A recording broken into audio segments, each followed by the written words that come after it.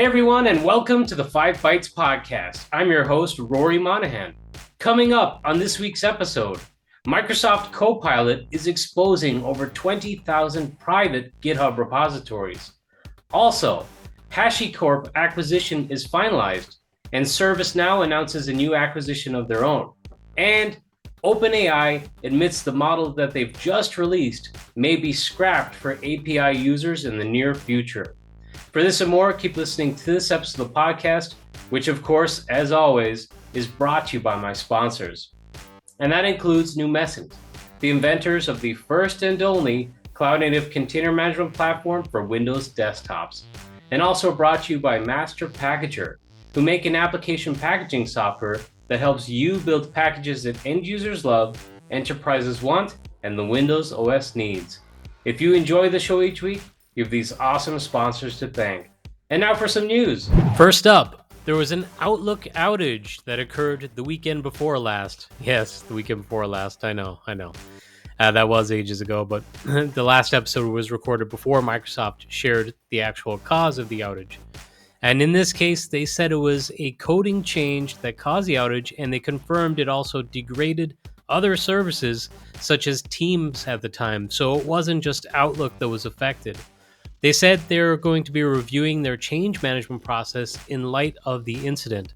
So yeah, I just wanted to start by giving an update since Microsoft did update the case. And seemingly, it was more disruptive than people thought.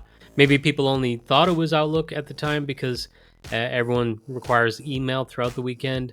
But maybe people are not as active in something like Teams, so people didn't notice it. It's that time again. It was Patch Tuesday this week, and Microsoft announced that they've released security updates for 57 flaws. 7 of those are zero-day vulnerabilities, 6 which are actively exploited zero-day vulnerabilities, and 1 that was publicly exposed. For a total roundup of the vulnerabilities patched this month, there was 23 elevation of privilege vulnerabilities, 3 security feature bypass vulnerabilities, 23 remote code execution vulnerabilities, so quite significant, 4 information disclosure vulnerabilities, 1 denial of service vulnerability, and 3 spoofing vulnerabilities.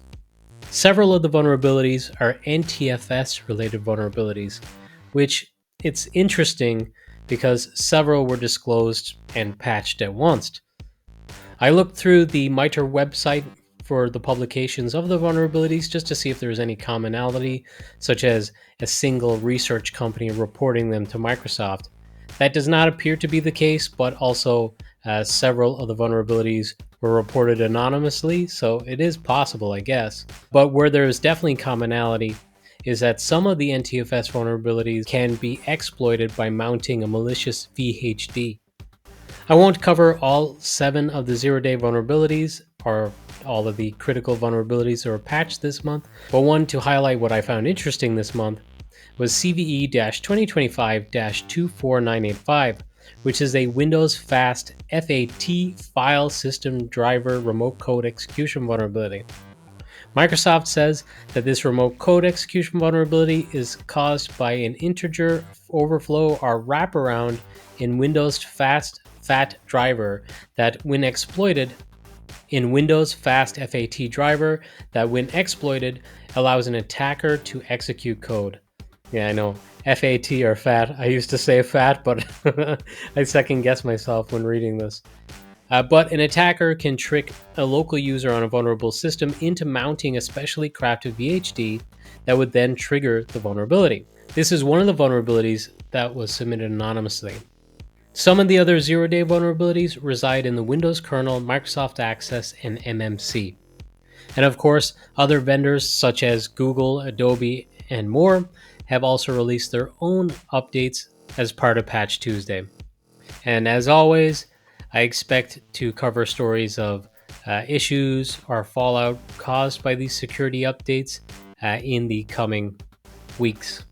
And since this one is VHD related, I wonder if this is going to have any implications for some container products or application layering products, such as perhaps like the Citrix app layering or profile containers. IBM's acquisition of HashiCorp is now final. Together, they say the company's capabilities will help clients accelerate innovation, strengthen security, and get more value from the cloud. Terraform and Vault offerings, along with the broader HashiCorp product portfolio, are available now from IBM's automation software portfolio, according to the press release. And the closing of IBM's acquisition of HashiCorp includes all of the issued and outstanding common shares of HashiCorp for $35 per share in cash, representing an enterprise value of $6.4 billion. So yeah, this has been a long time coming. It feels like it's almost a year since this was announced. I might be wrong on that. I haven't looked it up. I'm just riffing, but yeah, we all knew this was coming. So no surprise, and it is now finalized.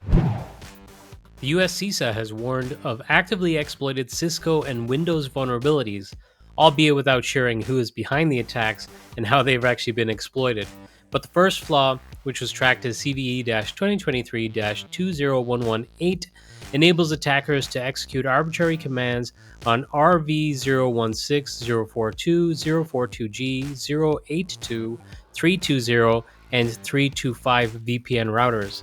While it requires valid administrative credentials, this could still be achieved by chaining the CVE-2023-20025 authentication bypass, which provides root privileges, with this other vulnerability, the CVE-2023-20118.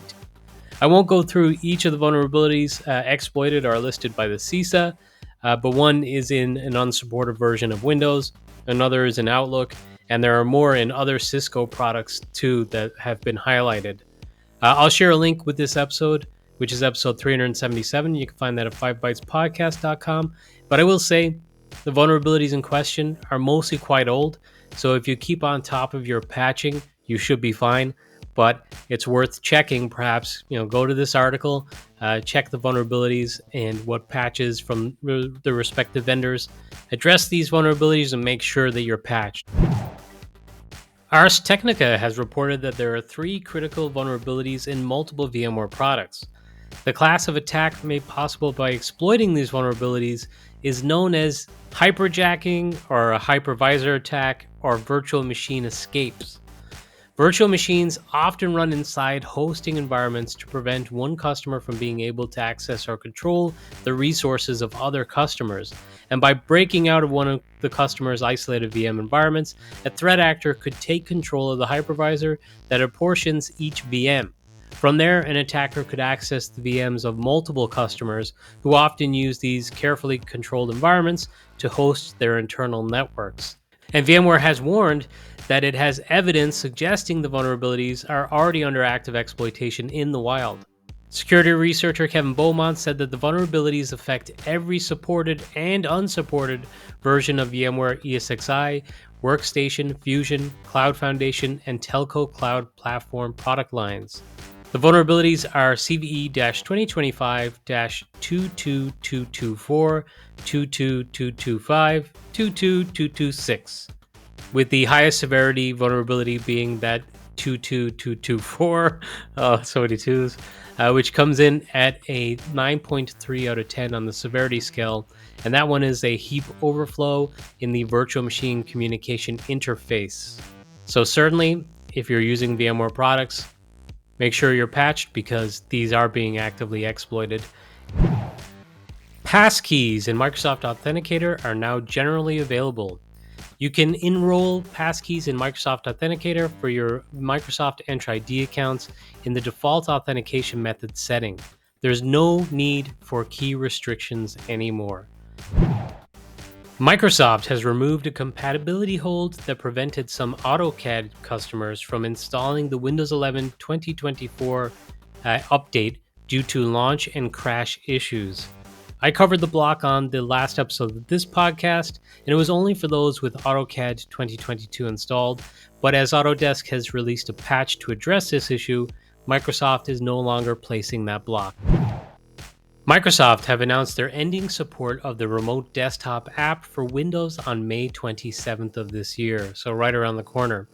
If you currently use the remote desktop app to connect to Windows 365, Azure Virtual Desktop, or Microsoft DevBox machines, then you'll have to transition to the Windows app instead. It does not appear to be clear on if they expect to provide feature parity within the Windows app by May 27th, but I would think this is going to be a little bit of a concern and an issue for some customers. I actually noticed I was gone at the end of last week and over the weekend, but when I got home and I tried to go to an RDP session on my Mac, the RDP application was already missing. I didn't remove it myself, but it was gone. So I had to upgrade to the Windows app, which did not seem to be an option for me previously. I tried to update to it a few weeks ago. I think it was actually during AVD Tech Fest. Like, I had it on my Windows machines already, and I even had it on my phone, but it wouldn't go onto my Mac. But now I was able to get the Windows app on my Mac, and my RDP app was gone. So yeah, you're going to be using the Windows app whether you like it or not in the next few weeks. BleepyComputer.com reported about a pretty wild malicious Chrome extension that is really any number of extensions, it's not just one. It's been described as a polymorphic extension, where it checks to see what extensions you have installed and then mimics those extensions, including password manager extensions. SquareX researchers' demo shows attackers a way to impersonate the 1Password password manager extension by first disabling the legitimate one using the Chrome.management API, or if the permissions aren't available, user interface manipulation tactics to hide it from the user. Simultaneously, the malicious extension switches its icon to mimic that of 1Password, changes its name accordingly, and displays a fake login pop-up that matches the appearance of the real one. And then to force the user into entering their credentials when attempting to log into a site, a fake session expired prompt is served, making the victim think that they were logged out. This will prompt the user to log back into 1Password through a phishing form that sends inputted credentials back to the attackers. Once that information is sent to the attackers, the malicious extension reverts to its original appearance, and the real extension is re-enabled, so everything appears normal again, which is pretty clever and pretty slick. SquareX recommends that Google implement specific defenses against this attack, such as blocking abrupt extension icons and HTML changes on installed extensions, or at least notify users when it happens. However, unfortunately, there is no way to completely prevent these attacks at this time. SquareX researchers also noted that Google wrongfully classifies the Chrome.management API as medium risk, and it is extensively accessed by popular extensions such as page stylers, ad blockers, and password managers. So pretty crazy that it's essentially kind of mimicking an extension you have, right? This is not, oh, you go out and you install this extension. It's an imposter, you got conned.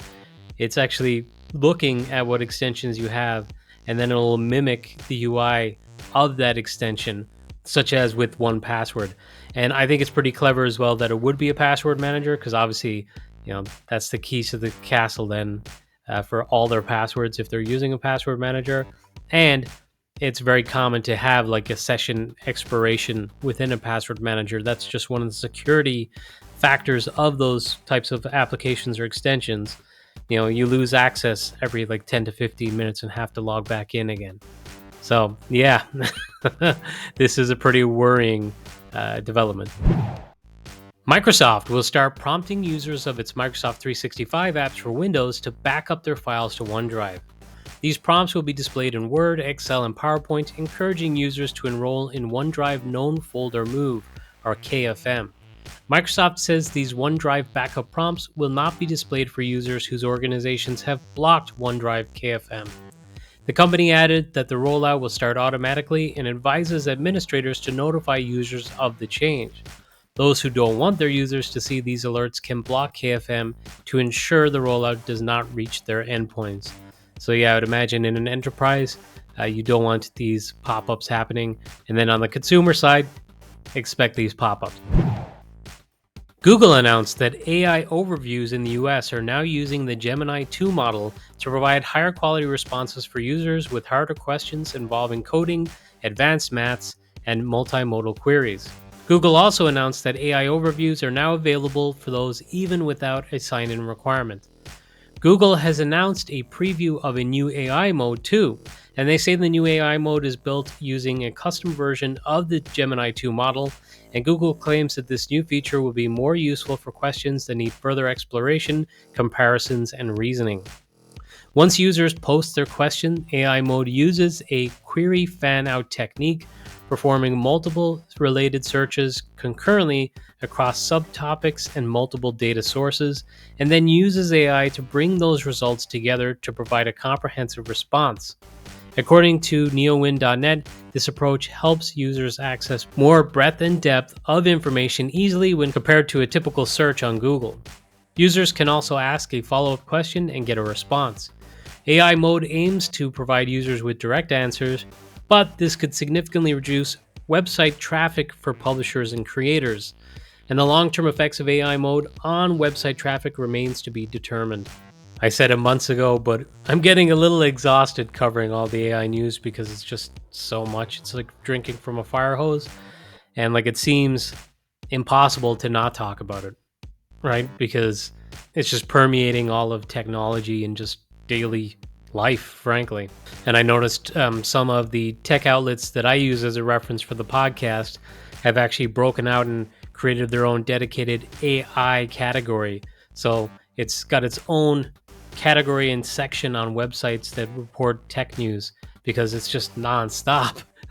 So unfortunately, or fortunately, if you're into the AI stuff, I'll probably be covering a lot more AI news on every week's episode. I have covered the long-running saga of Google and the US Department of Justice's case to break up their Chrome business, amongst other divisions, which regular listeners may recall was upheld by the courts. And it looked like Google would in fact need to follow through with the directives, but I'd also raised on this podcast the fact that the US government could look very different in just a few months, which could change direction on the orders, and that is somewhat the case. According to Ars Technica this week, the Department of Justice is asking the court to force Google to promptly and fully divest itself of Chrome, along with any data or other assets required for its continued operation. It's essentially aiming to take the Chrome user base, which consists of 3.4 billion people, away from Google and maybe spread across other competitors. During the term of the judgment, Google would not be allowed to release any new browsers. However, they can contribute to the open source Chromium project going forward. Where things have changed compared to last year is on the AI and Android front, where it seems the DOJ has softened a little, with Google no longer recommended to divest these businesses. Honestly, I'm not going to hold my breath on even the Chrome stuff being followed through on. I think we probably need to wait and see. But even now, where they are still requesting or trying to get them to divest the Chrome business, but they're maybe relenting a little on the Android and AI side of things, is a little bit telling. When I talked about this on previous episodes, I was saying that it's a little bit too late. It's like trying to close the gate after the horse is already bolted, because it seems like inevitable that there's going to be fewer people using the likes of search engines and more people using generative AI services instead. And one of the things they're maybe walking back on is AI. Now, I would think it would still maybe put Google in a bit of a hard spot if they're no longer going to have that data from all the Chrome users, because obviously Chrome is used on more than just Android devices. So they probably have a treasure trove of data that they could use and perhaps leverage in their AI services to maybe add more value to their offering versus their competitors. But like I said, I'm not going to hold my breath. We'll probably have to see how this develops. ServiceNow is set to acquire a company called Moveworks, who develops enterprise-focused automation and AI tools, and the acquisition is reported to be for $2.85 billion, and it's going to be in a mix of cash and stock. It's expected to go through in the second half of this year. ServiceNow COO Amit Zavery said that the deal makes sense for ServiceNow because it and Moveworks already have a number of mutual customers, and the two companies' product offerings are tightly integrated.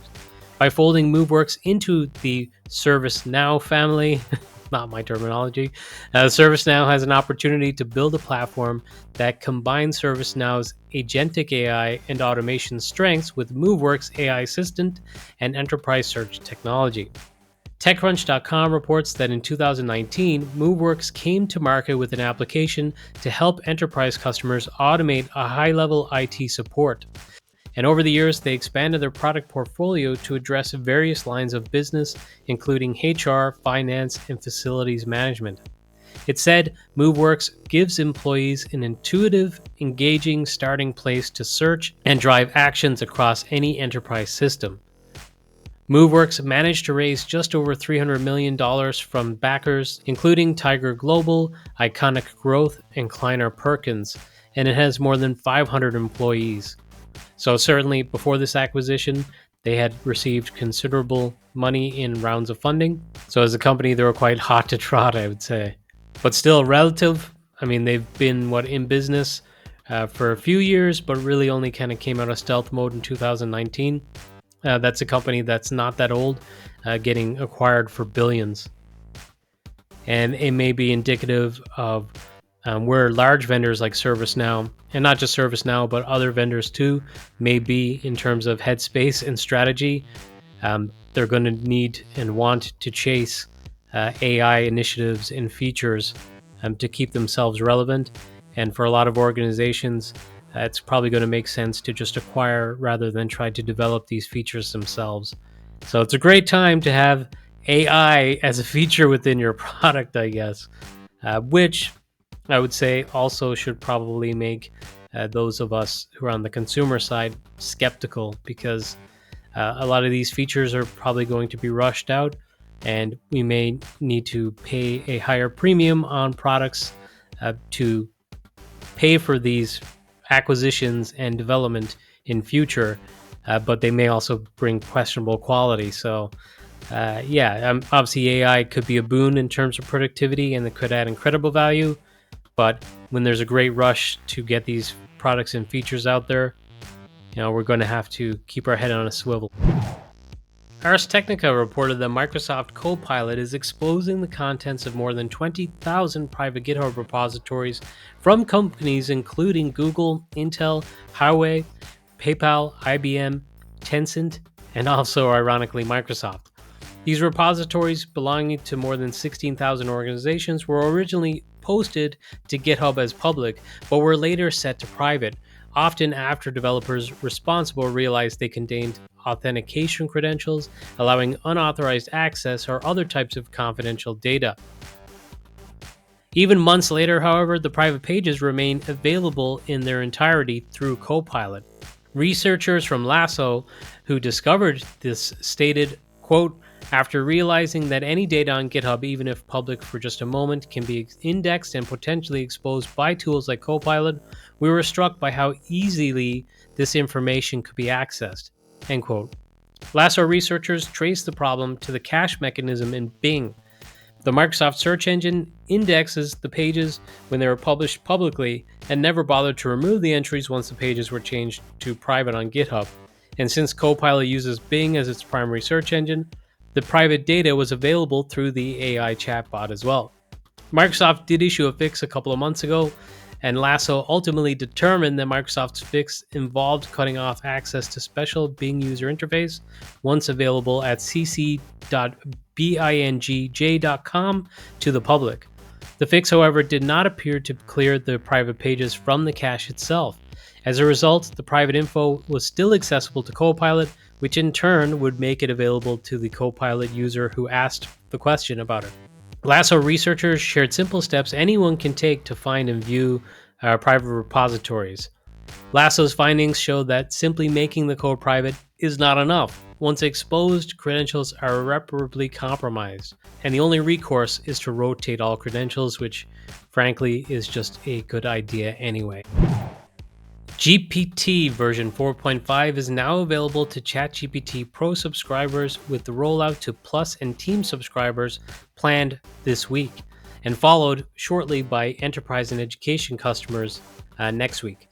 Developers can access it through OpenAI's various APIs on paid tiers though the company is uncertain about its long-term availability via the API.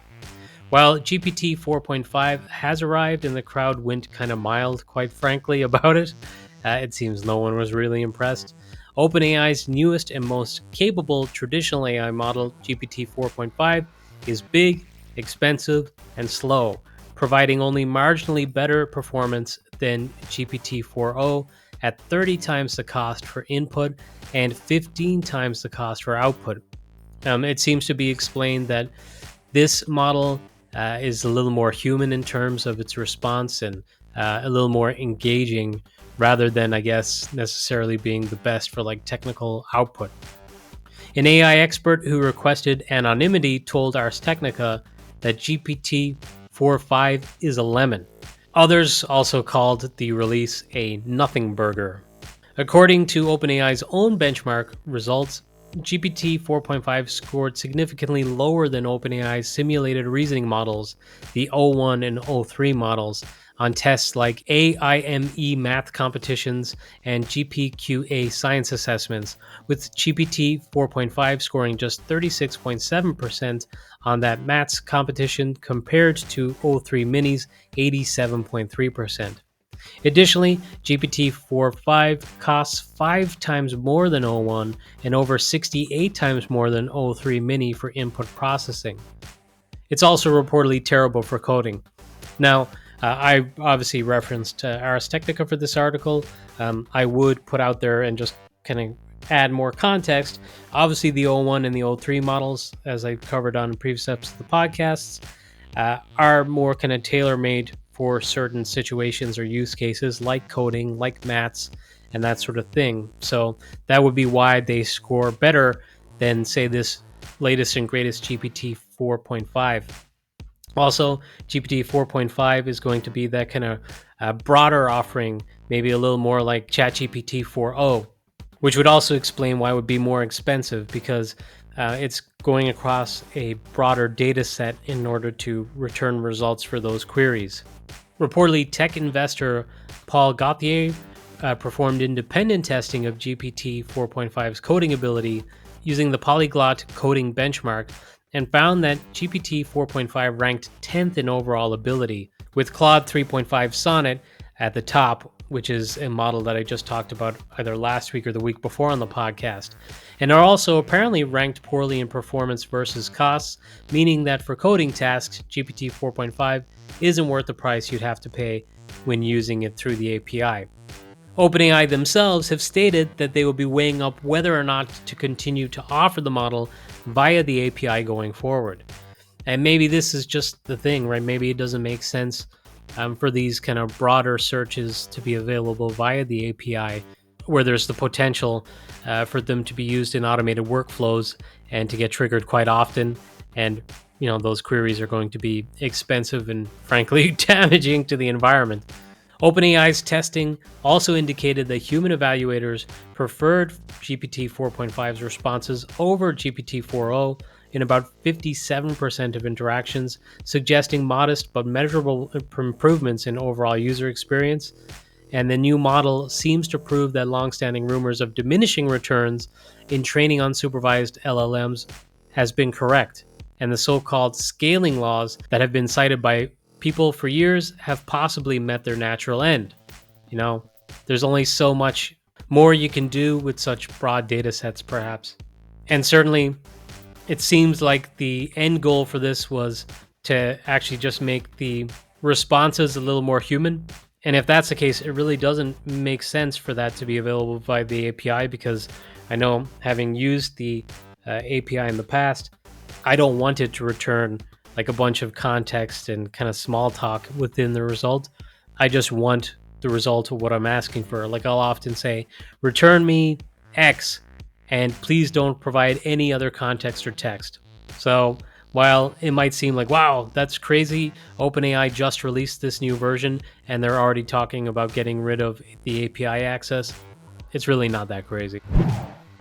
It feels like I've featured a lot of articles from Ars Technica this week, and I'm going to be finishing the news this week by referencing another Ars Technica article. And this one is, hey, surprise, AI related. But they had an interesting article talking about PhD level AI and kind of what it means. It's been speculated that with the launch of several specialized AI agent products, which, yeah, it's somewhat speculated just because it's already a reality. There are organizations who have launched their own AI agents that are like tailor-made. Example, just talked about O103 that are great for like coding purposes, for maths, and so on. But there's also some AI agents being developed that are industry specific as well. But in this article, they're talking about the potential for a $20,000 a month tier subscription from OpenAI that would be focused on supporting PhD level research. There's also reports of planned agents that include a high income knowledge worker assistant at $2,000 a month and a software developer agent that would cost $10,000 a month. OpenAI has not confirmed these prices, by the way. This is just speculation, and it is something that's being reported on this article by Ars Technica, but they have mentioned PhD level AI capabilities before. It'll be interesting to see maybe how this would compare to, say, the deep research feature that they just released a few weeks ago, which can generate like extensive reports off queries.